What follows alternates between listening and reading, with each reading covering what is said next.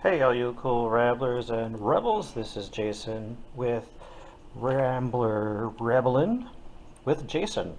This is in regards to the 1967 American Motors Rambler Rebel. And today what I'm going to be going over is the brake line pressure differential warning light. So this is a differential warning light system that has an indicator light on the dash. When your brake light comes on, there is a loss of pressure in either the front or the rear brake system. Now, to show you, this is just a little ad that I had printed. I have the original ad, but I wanted to show it to you. Engines for Now. They had their campaign now. Rebel, cars for now. So that was their campaign slogan. This was the launch of the brand new 290 V8 in all series of the vehicle, and also the 343 V8, which is also known as the second gen engines.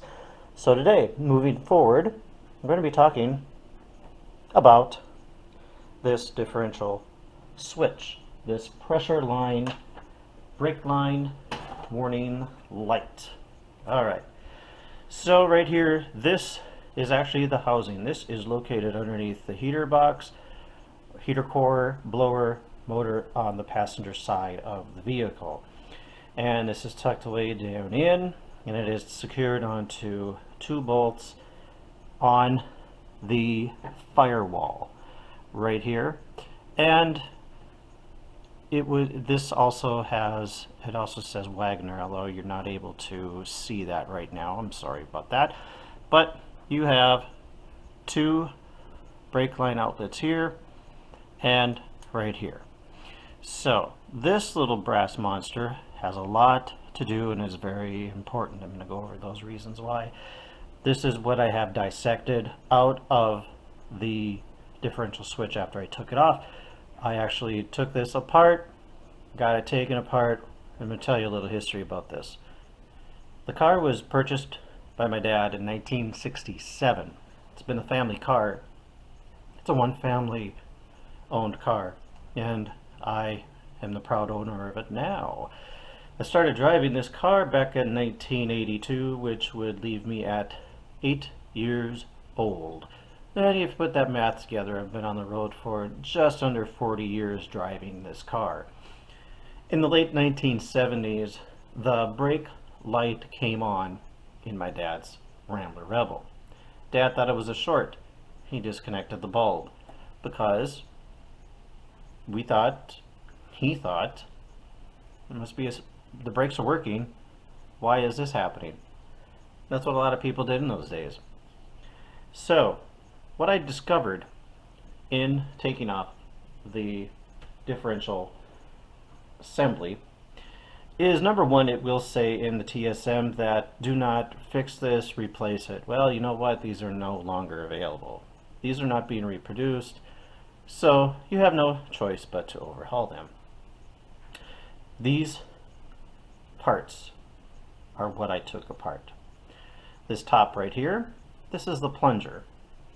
The plunger goes, or the nylon top would go on top here, and it's fixed to a warning light indicator, which it reads to the dash.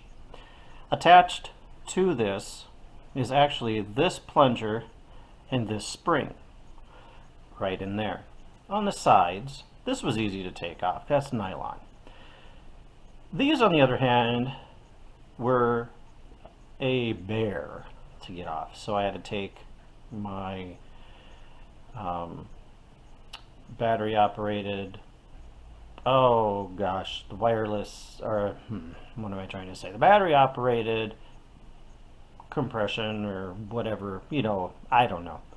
But anywho, it got him off without rounding anything and without destroying anything on the nuts, on the bolts here, that bolt that goes into the sides.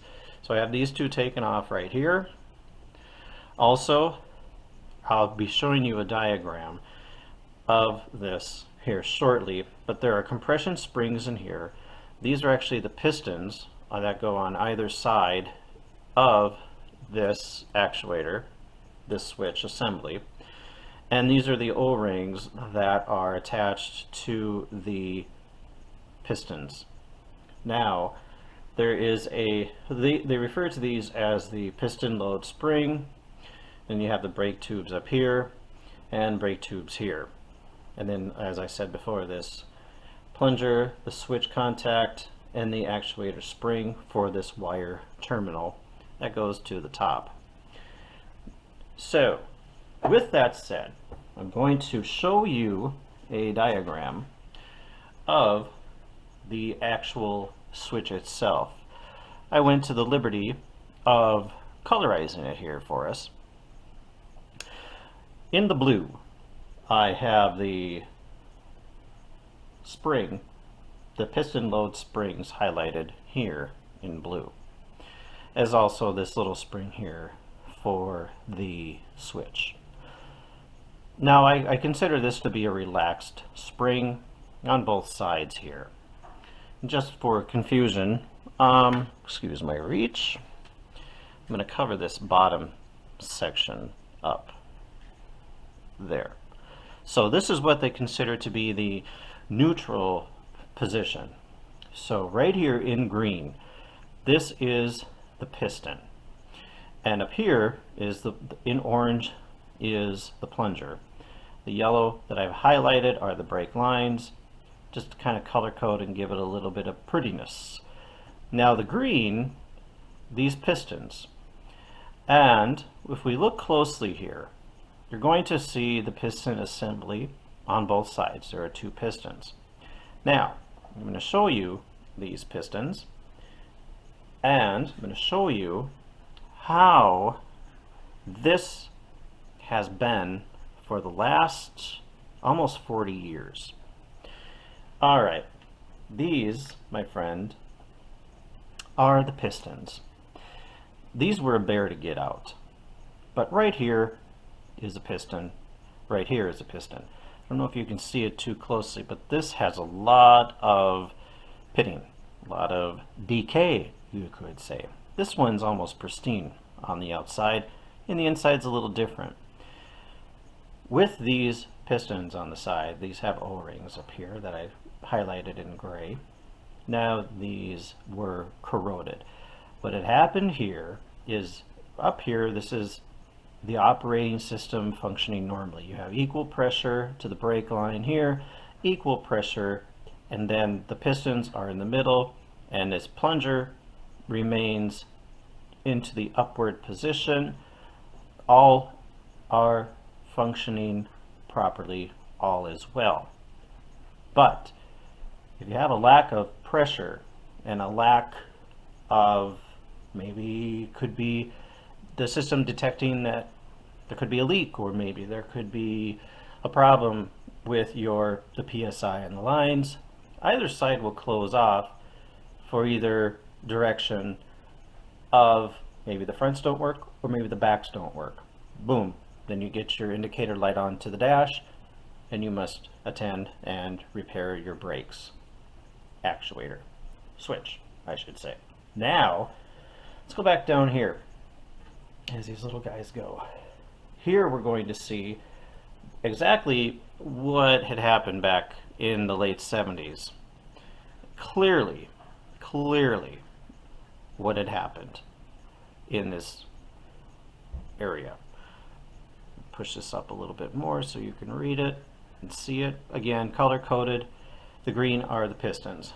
Now these pistons were pushed to the side. I'm going to show you how the side had happened.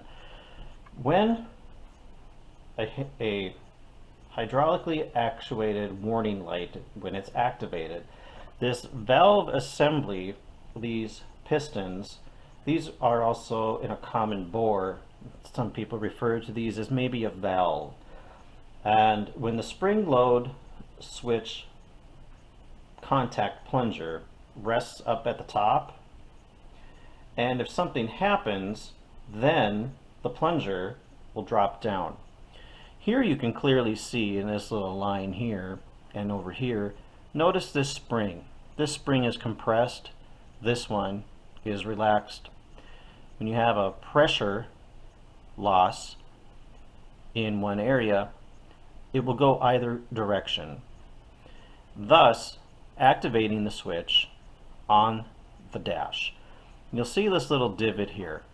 That's where it falls into place, and you have a loss of pressure.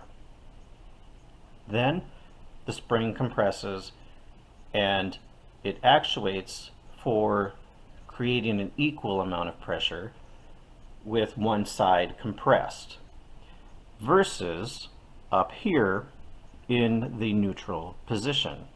The neutral position, you will have the actuator activating spring with the plunger in the upward position. Here it drops down to this point in the white. This is normal with the two tops of the valves or the pistons resting on top. Again, relaxed springs, one relaxed spring down here. This is what we do not want.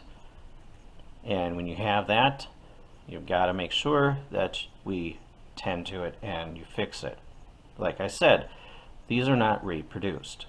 So, as an overview, there's a warning light located on the instrument cluster that warns the driver when the differential has an 80 to 150 psi exists between the front and the rear brake systems, or known as the dual master cylinder. Now, when the ignition switch is turned on into the start position, the warning light will activate, and this feature is incorporated to ensure that the warning light bulb is operating. A hydraulic actuated warning light switch that is activated, this is the switch that is right below, again, below the blower housing. The front and rear brake systems are connected to the valve switch assembly. Now the valve assembly, it consists again of these two valves in a common bore, and it has these springs on the side. This switch has contact with the plungers and rests up at the top, as I indicated before. When there is a differential pressure of 80 to 150 psi that occurs between the front and the rear systems, then the valves will shuttle forward with the side that has low pressure. The spring loaded switch is triggered to the downward position, and the light comes on to the dash. Now once this plunger has been triggered by a pressure differential, the ignition switch is turned on. The hydraulic brake system has to be corrected, and it has to be reset. Prior to correcting this brake system problem, or even if you bleed the brakes, disconnect this switch, the nylon switch up here. You have to take out the nylon switch terminal, and you have to take out the little spring and the actuating spring, and the nylon plunger. Now, in the event that this is triggered down below, the valve centering spring pressure may hold the switch plunger, therefore apply a slight amount of brake pressure by releasing the valve body. This is supposed to correct the hydraulic system, and the brakes have to be bled. You assemble it back, boom, voila, you insert it in reverse order, the problem should be fixed. But back in the late 1970s, this plunger, piston, I should say, the valve, was actually in one direction or the other. I didn't get to see it, whether it was on the right or left side, but it's corroded. This took some hammering to get out of there, because I had to take a chance. I actually dipped this body into, we used to call zip strip or paint remover. And I did that with the nylon switch out, by the way, because what I did is I wanted these O-rings to switch to deteriorate a little bit. I was able to pound them out with a punch and a hammer, and voila, this is what I have. Now, this switch is a rebuild kit. The rebuild kit comes with the new springs, and it comes with new O-rings for the pistons. Now the pistons have to be reused. There is no ifs, ands, or buts about it. The brass, or excuse me, the copper seal O-rings are brand new into the kit, as well as this old spring is replaced by a new one, and they also give you a new nylon plunger versus the old nylon plunger up here. So this is removed. These old parts are history. Those are pushed aside, and here you have the system, and this is what you have to work with to be assembled up here. It's very simple, it's very easy, but just to point out, right in the middle here, this was extremely corroded. Dirt, mud, muddled up, and I cleaned them out with a wire brush, scrubbed them really well, and now this is time for assembly.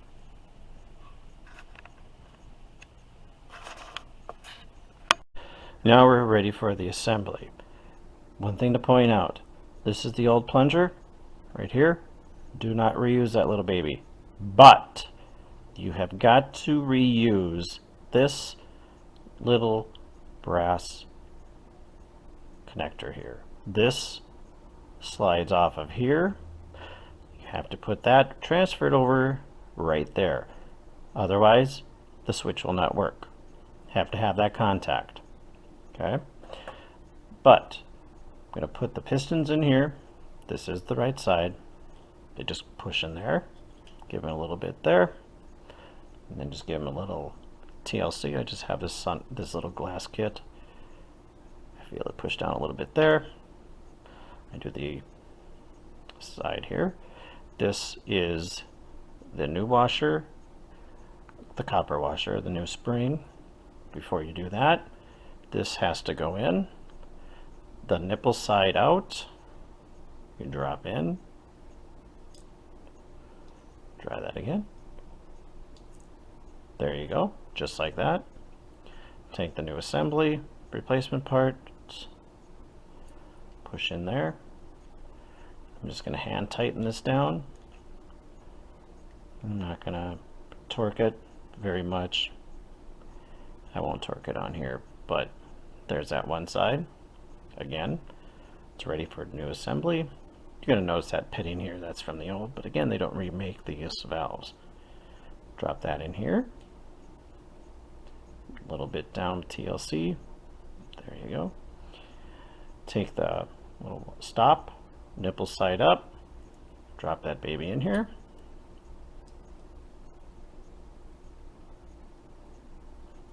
Push it down again just a little bit. Now when I do this, it will actually center out. I will show you that later. Got that assembly, copper and the spring. It's ready to assemble in here. There you go. Again, I'm just going to hand tighten it for now. Now, the top. Gonna notice, if I hope you can see it, there would be a little gap down in here. Hope you can see it. I don't know if you can, but it meets right in the middle. Take the new plunger. Again, make sure you use that little contact point. Thick side down, skinny side up, nylon nut right here. Screws in there gently.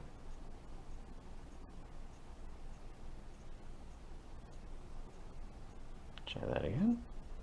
Come on, baby. There we go. I think I got it started now. Yep.